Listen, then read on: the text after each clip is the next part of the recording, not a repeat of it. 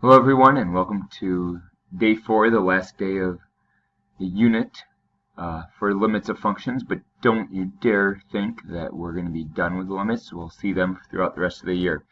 So let's start with another theorem. We started the last 2 days with it. Let's start with another one. If c is any real number in the natural domain of the stated trigonometric function, then the limit as x approaches c of sine x equals sine c.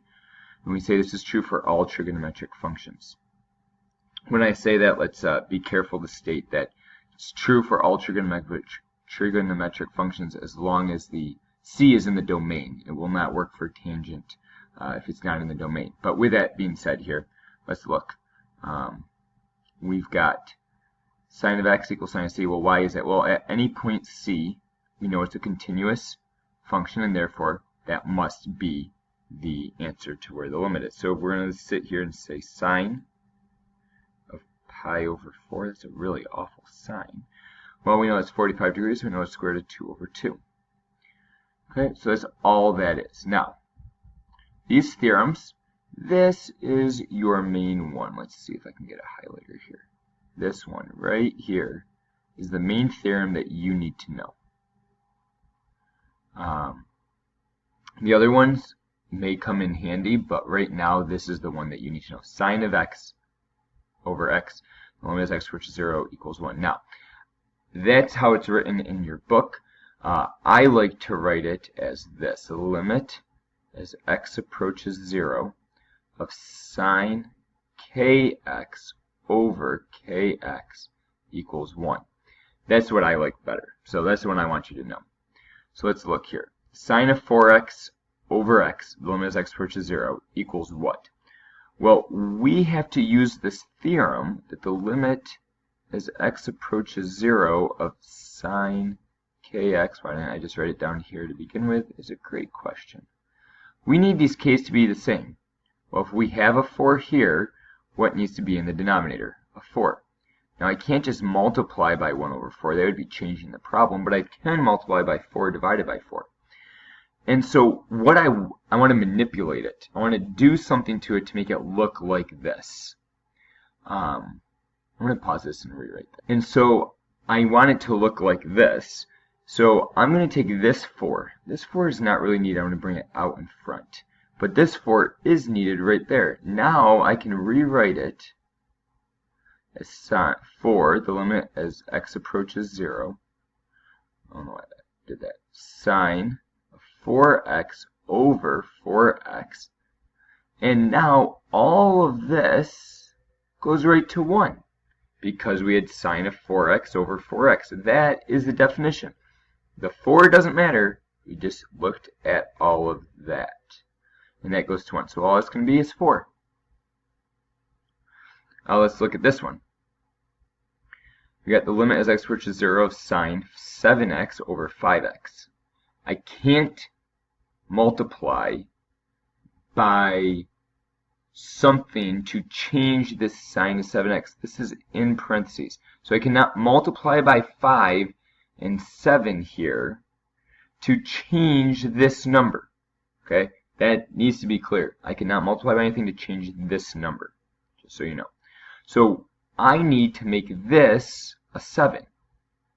Well, what can I multiply then? Well, if I want to make that a 7, that better be a 7 in the denominator then there. Okay? And I want to get rid of this 5, but I cannot just multiply by 5 here because that then is changing the problem, so that doesn't work. Erase the 5. Now, what do I need to do? I can only multiply by 1, so, gotta get back on the pen there. I can only multiply that by 7.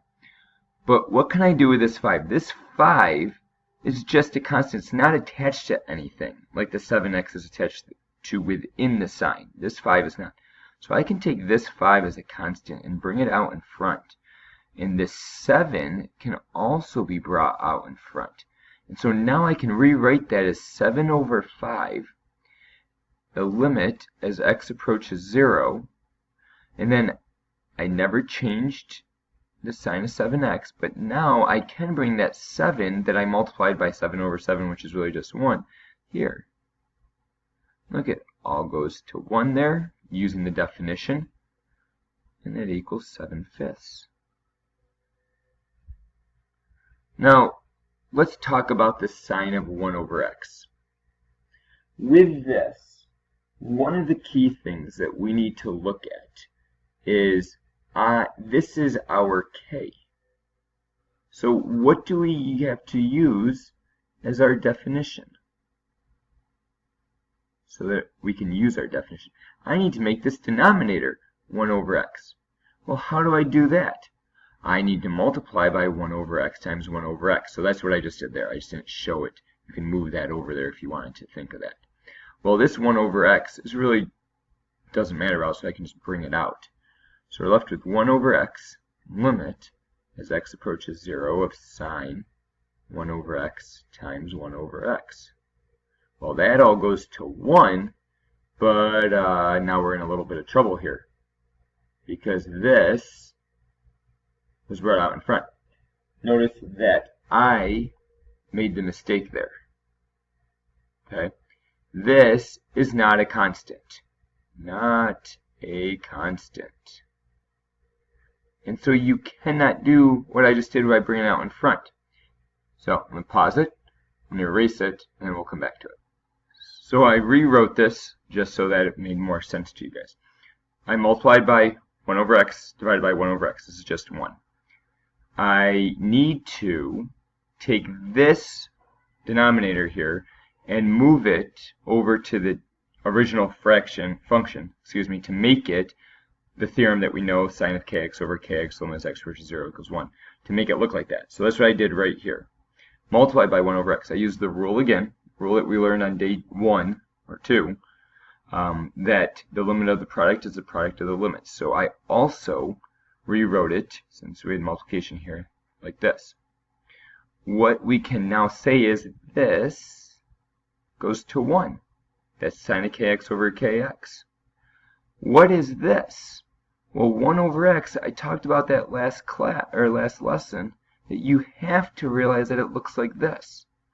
As we approach 0, we have the 0 from the left and 0 from the right to be different. And so therefore, we can state that that does not exist. And there you go. So looking at this one here, looks a little more difficult than usual. You're going tangent. Oh no, what do I do? Well, the theorem. You always think back to the theorem. The theorem has sine of kx over kx. And how does tangent have any sign? Well, we're just going to rewrite it as the limit as x approaches 0 of sine x divided by cosine x times, this is really just saying multiplying by 1 over x. Hey, why does this look really nice? Well, I can rewrite this to be sine x over x. Oh, look how nice that is. Times the limit, we'll do it in one step here, of 1 over cosine x. Well, why is this nice? Well, we just know that goes to 1. And this, everyone likes to think that it's really difficult. But all this is saying is that we can evaluate the limit. We just said that this was part of the first theorem at the top of this page. 1 over cosine of 0. We plugged in 0. Well, what's cosine of 0 but 1? So that's our final answer. So we have a bunch of problems left here. I'm going to, well, let's do this one. Why not? The limit as x approaches 0 of 4x multiplied the limit as x approaches 0 of cotangent, so cosine x over sine x. One thing I did not tell you is that also works, the theorem also works for kx over sine x.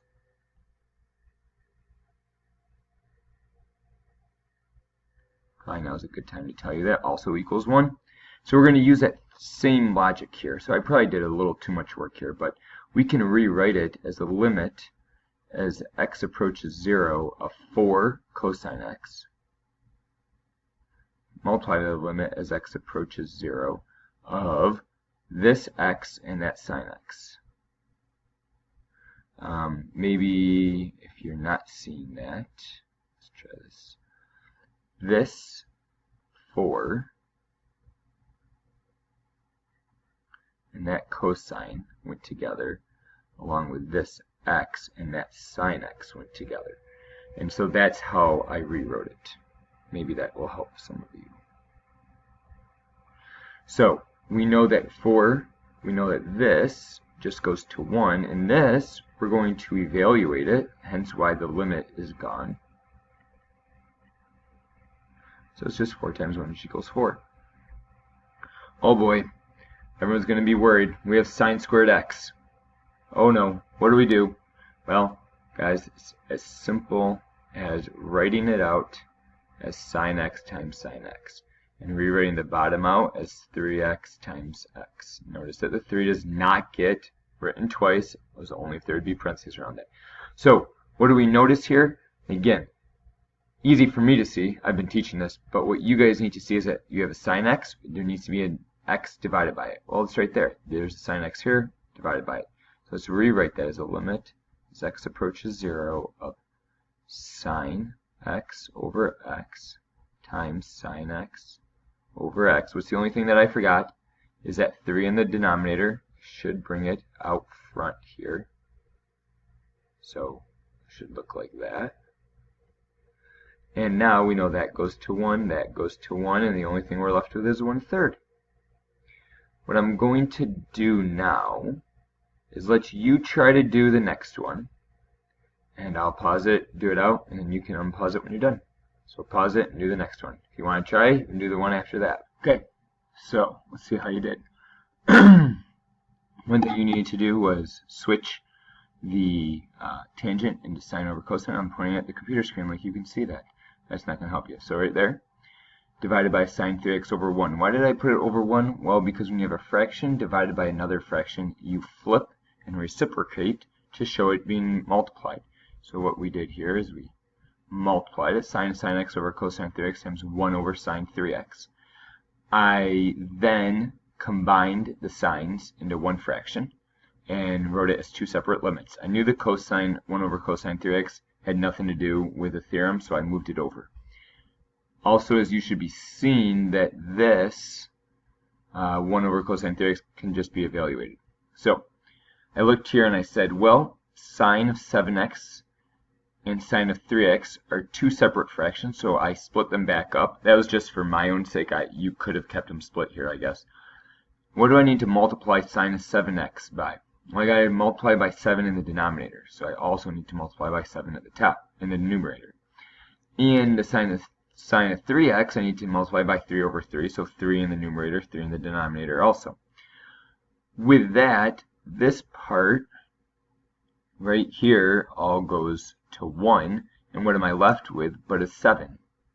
And this part right there all goes to 1, and I'm left with a 1/3. So therefore I'm left with 7 times 1/3, and that just goes to 1 because we know that that's the 1 over cosine of 0, which is just 1 over 1. And so therefore my final answer is 7/3. I know that I went through that quickly. Please take the time to rewind it if that did not make sense and go back. For the last part, when you're given the limit going to infinity of a trig function, you will always evaluate the limit of the inside of the trig function first, and then evaluate the trig function. So for example here, we got the limit as x approaches infinity of sine of 2 over x. We can't do the sine of 2 over infinity. That doesn't make sense. So we're going to evaluate the inside first. 2 over x, same thing as 1 over x. We look at that, going to infinity, we know we're going to 0. So we know that equals 0. And then, now we are going to evaluate the trig function as if we know we have sine of 0. Well, sine of 0 is just 0. So therefore, that's the final answer. So when you have infinity and you're trying to evaluate a limit, always evaluate the inside first. For this video, a farmer counted 196 cows in the field, but when he rounded them up, he had 200. I think that's actually pretty good. See you guys in class.